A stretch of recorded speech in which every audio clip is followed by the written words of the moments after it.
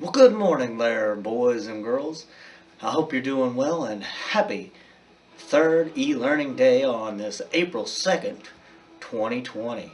I am very proud of you guys, and I can't say how smooth this has actually gone. I've been talking to a lot of parents, and I just absolutely am thrilled for the amount of work and effort that you're putting into it. Thank you for doing your part, and hopefully I am able to do a little better and make this go a little bit smoother for you guys. Now, with that being said, today is our last e-learning day of the week, and then you guys will be off Friday, Saturday, Sunday, and Monday, and we'll resume our e-learning days again on Tuesday, Wednesday, and Thursday of next week. Hopefully, that will give me a little bit more time to prepare and organize a little bit better, tweak some things, and hopefully that just make everything go a little bit smoother. You guys are doing a tremendous job. Just keep doing what you're doing, and we'll get through this just like we have been. Again, if you got any questions, concerns, anything you need to touch base with me, you can send me an email, send me a dojo message, or send me a text message, or you can even call me. As we move forward, a few things that I want to talk about is, again, I was able to see pictures of things that people drew. I've been sending some different messages to different students who have sent me messages, and I just can't speak enough volumes of how well you guys are doing.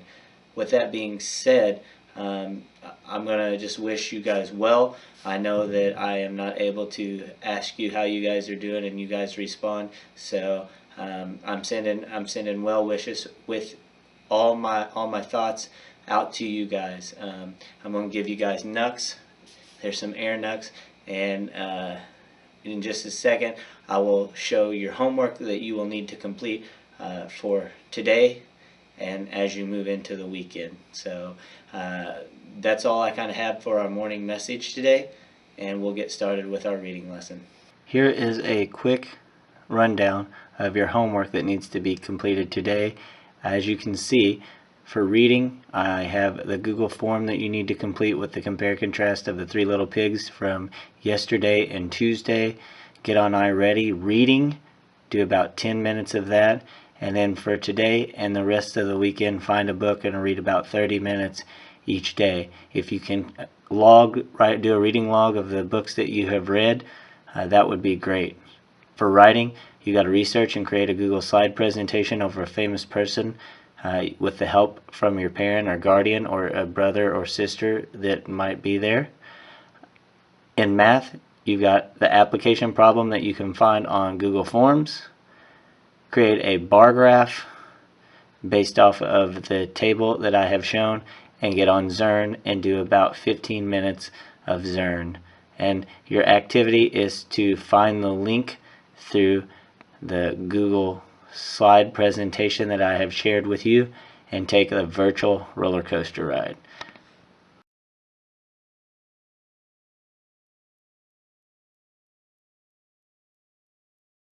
For reading today, I said we were originally going to make a graphic organizer based off of the Three Little Pigs, and I just absolutely I felt the need to read the true story of the Three Little Pigs told by Al T. Wolfe.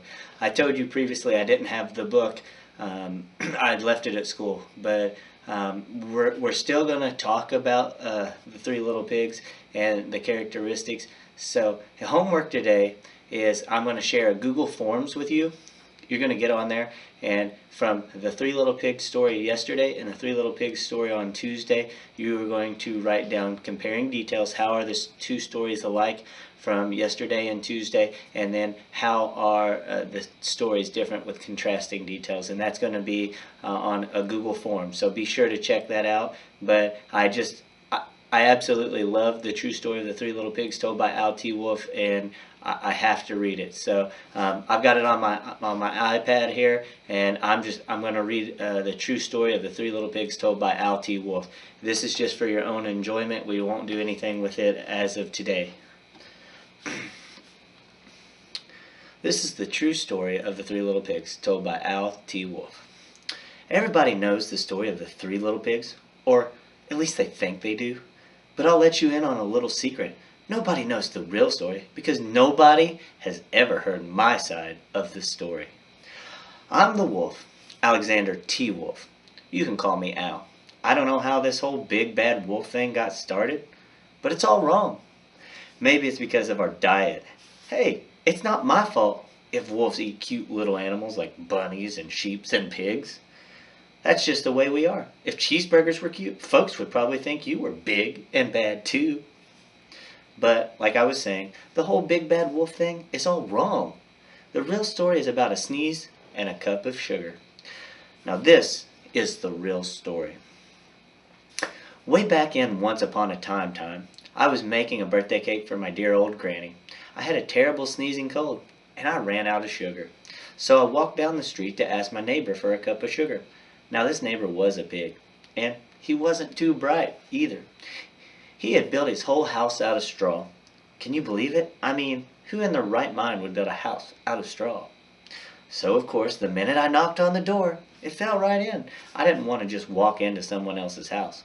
So I called, little pig, are you in?" No answer. I was just about to go home without the cup of sugar for my dear old granny's birthday cake. That's when my nose started to itch. I felt a sneeze coming on. Well, I huffed and I snuffed, and I sneezed a great sneeze. And you know what? That whole darn straw house fell right down. And right in the middle of the pile of straw was the first little pig. Dead as a doornail. He had been home the whole time. It seemed a shame to leave a perfectly good ham dinner lying there in the straw. So I ate it up. Think of it as a big cheeseburger just lying there. I was feeling a little better, but I still didn't have my cup of sugar, so I went to the next neighbor's house. This neighbor was the first little pig's brother. He was a little smarter, but not much. He had built his house out of sticks. I rang the doorbell on the stick house. Nobody answered. I called, Mr. Pig, are you in?" He yelled back, "Go away, wolf! You can't come in. I'm shaving the hairs on my chin. I had just grabbed the doorknob when I felt another sneeze coming on. I huffed, and I snuffed, and I tried to cover my mouth, but I sneezed a great sneeze. And you're not going to believe it, but this guy's house fell down just like his brother's. When the dust cleared, there was the second little pig, dead as a doornail. Wolf's honor. Now, you know how food will spoil if you just leave it out in the open. So I did the only thing there was to do. I had dinner again. Think of it as a second helping. I was getting awfully full, but my cold was feeling a little better, and I still didn't have that cup of sugar for my dear old granny's birthday cake. So I went to the next house. This guy was the first and second little pig's brothers. He must have been the brains of the family. He had built his house out of bricks. I knocked on the brick house. No answer. I called, Mr. Pig, are you in?" And you know what that rude little porker answered? "Get out of here, wolf. Don't bother me again." Talk about impolite, seriously. He probably had a whole sack full of sugar, and he wouldn't give me even one little cup for my dear sweet old granny's birthday cake. What a pig! I was just about to go home and maybe make a nice birthday card instead, when I felt my cold coming on. I huffed, and I snuffed, and I sneezed once again. Then the third little pig yelled, "And your old granny can sit on a pin!" Now, I'm usually a pretty calm fellow, but when somebody talks about my granny like that, I go a little crazy. When the cops drove up, of course I was trying to break down the pig's door, and the whole time I was huffing and puffing and sneezing and making a real big scene. The rest, as they say, is history. The news reporter found out about the 2 pigs I had for dinner. They figured a sick guy going to borrow a cup of sugar didn't sound very exciting, so they jazzed up the story with all this huff and puff and blow your house down. And they made me the big bad wolf. That's it. That's the real story. I was framed. But maybe you could loan me a cup of sugar. Now that's the story of the 3 little pigs told by Alexander T. Wolf. I absolutely love that because it's from the wolf's point of view, his perspective, and it's a twist to the original Three Little Pigs. Again, I felt like I needed to read that. That was it's one of my favorite stories of the Three Little Pigs, and I was able to find it, and I wanted to share it. So homework for reading today. Don't forget, you'll be on Google Forms, and you'll be comparing and contrasting details, how things are like and how things are different from yesterday's Three Little Pigs to Tuesday's Three Little Pigs. And don't forget, for the weekend, your homework, read 30 minutes each day. And that's reading today.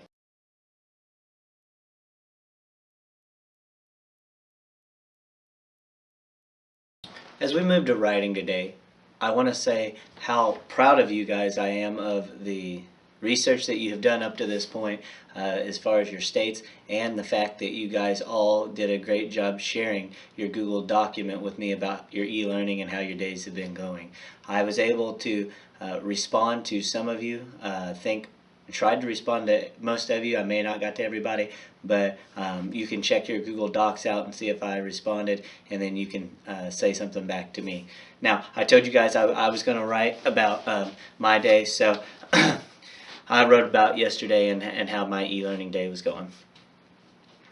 Today has been a roller coaster day. We started off the morning going pretty strong with Landon being able to do his work. However, he then decided to throw a fit, and I had to answer some questions. Through this time, I have had to help him and answer questions both during the day, but also try to entertain him and Waylon. I feel like our e-learning days have got off to a good start, but there are still some things that I know that I need to fix. With that being said, we've got to do a better job of trying to make sure Landon does his e-learning as well. I hope that I can continue to make this experience go pretty well and have a smooth transition even though we're not in school.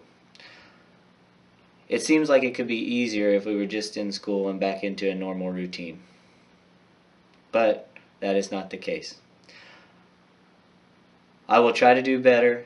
I will try to help Landon get his work done and make time to be able to still play at home.